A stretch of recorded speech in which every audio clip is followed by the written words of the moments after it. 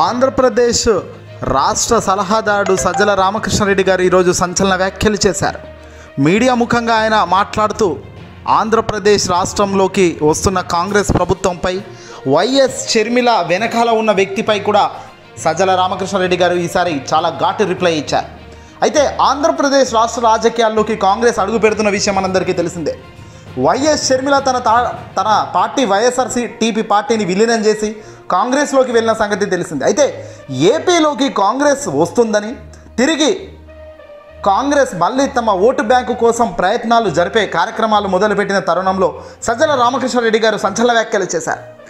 ఏపీకి ఆంధ్రప్రదేశ్ రాష్ట్రం వైపు వైఎస్ షర్మిల రావడం కరెక్ట్ కాదు అంటూ ఆయన మాట్లాడారు. అయితే ఏపీకి షర్మిల వస్తుందని అయితే ఆమె ఇంకా ప్రకటన చేయలేదు అని, అంటే ఏపీకి రాదా వస్తుందా అనేది క్వశ్చన్ మార్క్ పెట్టేశారు సజ్జల రామకృష్ణారెడ్డి గారు. ఇక షర్మిల వెనుక చంద్రబాబు నాయుడు ఉన్నారని అసలైన బాంబు పేల్చారు సజ్జల రామకృష్ణారెడ్డి గారు.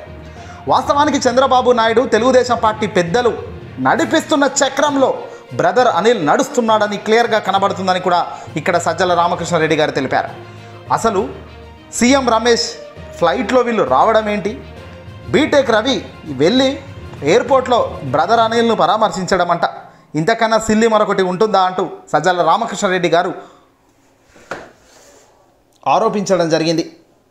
సీఎం రమేష్ ఫ్లైట్లో మాట్లాడడం కానీ, లేదా అక్కడ ఆయన బ్రదర్ అనిల్తో బీటెక్ రవి, ఇవన్నీ యాదృచ్ఛికమని మేము అనుకోవట్లా. ఎందుకంటే ఇదే బ్రదర్ అనిల్ను ఇంతకుముందు ఎంత దుమ్మెత్తిపోసేవాళ్ళో అందరూ తెలుసు.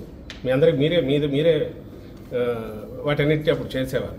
చాలా మర్యాదపూర్వకంగా ఈయన పోయి ఎయిర్పోర్ట్లో కలిశారంట. ఎయిర్పోర్ట్లో ఎట్లా మర్యాదపూర్వకంగా బీటెక్ రవి కలుస్తారో నాకు అర్థం కాదు. వాళ్ళు వెళ్ళి కలవడం, సో ఇవన్నీ వరుస పెట్టి ఆ తర్వాత తెలుగుదేశం పార్టీతో బ్రదర్ అనిల్ ఎప్పటి నుంచో కాంటాక్ట్లో ఉన్నాడని, తెర వెనుక చంద్రబాబు నాయుడు రాజకీయం చక్రం తిప్పుతున్నారని సజ్జల రామకృష్ణారెడ్డి గారు మీడియా ముఖంగా చెప్పడం జరిగింది. ఇదంతా యాదృచ్ఛికంగా జరిగిందని అయితే మేము అనుకోవడం లేదంటూ కూడా క్లియర్ కట్గా కాన్ఫిడెన్స్గా సజ్జల రామకృష్ణారెడ్డి గారు మాట్లాడడం జరిగింది. ఇక్కడ సజ్జల గారు చెప్పిన మాటలు నిజంగా ఒక్కసారిగా అందరికీ అవాకయ్యేలా ఉండొచ్చు, కానీ ఇవే వాస్తవాలు. వైఎస్ షర్మిల గారి భర్త brother Anil Telugu Desam party BTech రవితో కాసుకొని కూర్చోవడం, ఓ హగ్గులు ఇచ్చుకుంటూ ముచ్చటిస్తూ చేతిలో చేయగలుపుకొని నడవడం, ఇవన్నీ కూడా మనం చూసినవే. ఇదంతా కూడా చంద్రబాబు ప్రణాళికలో ఒక అంశమేనని, ఇంకా ముందు జరిగే కార్యక్రమాలన్నిటికీ కూడా చంద్రబాబే బాధ్యత అని కూడా చంద్రబాబే చేయిస్తుండని కూడా ఇక్కడ సజ్జల గారు అన్నారు.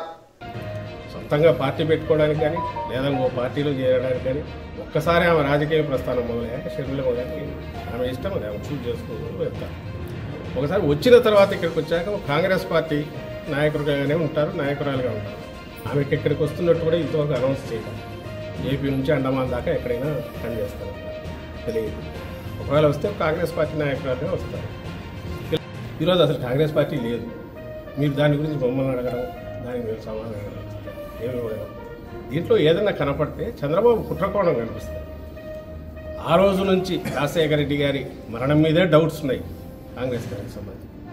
దాని తర్వాత వచ్చిన పరిణామాలలో జగన్మోహన్ రెడ్డి గారి మీద పెట్టిన తప్పుడు కేసుల్లో కానీ, ఇటు టీడీపీ కాంగ్రెస్ కలిసే చేశాయి. అక్కడి నుంచి ఆ జర్నీలో కాంగ్రెస్తో ఇప్పుడు ఈయన తెర వెనుకో ఏదో ఒక రకంగా అయితే కాంటాక్ట్లో ఉంటున్నాడు.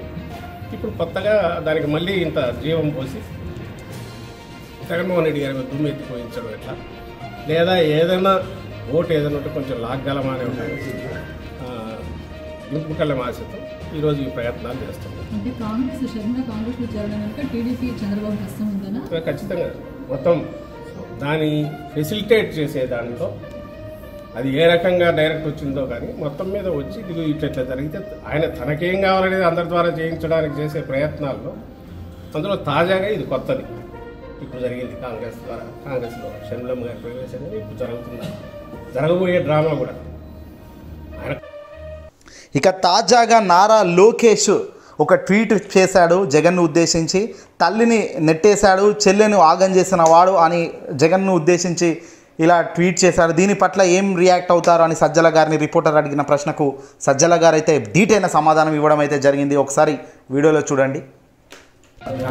ట్వీట్ చేశారు లోకేష్, అంటే తల్లినే గెంటేసిన వాడికి అంగన్వాడీలో సమస్య ఏం తెలుసుకున్నట్టు కూడా వాళ్ళ నాయన వాళ్ళ అమ్మనే తాత ఆయనే ఎన్నుకోవడం వచ్చినాడు, సాగు కూడా కారణన్నాడు.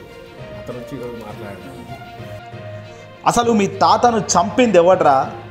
నీకు సోయుందా? మీ తాతను చంపాడు, అది నీకు తెలుసుకో ముందు అంటూ ఘాటైన సమాధానంతోనే సజ్జల గారు రియాక్ట్ అయ్యారు. ఎన్ని చెప్పినా తెలుగుదేశం పార్టీలో ఉన్న వ్యక్తులు కానీ పూర్తిగా వాళ్ళు ఎక్కడ లూప్ హోల్స్ను పట్టుకోవడం, వాటి ద్వారా రాజకీయాలు చేయడం వాళ్ళకు అలవాటు. ఏదేమైనప్పటికీ తాజాగా సజ్జల గారి కామెంట్స్ ఇప్పుడు వైరల్ అవుతున్నాయి సోషల్ మీడియా వేదికగా.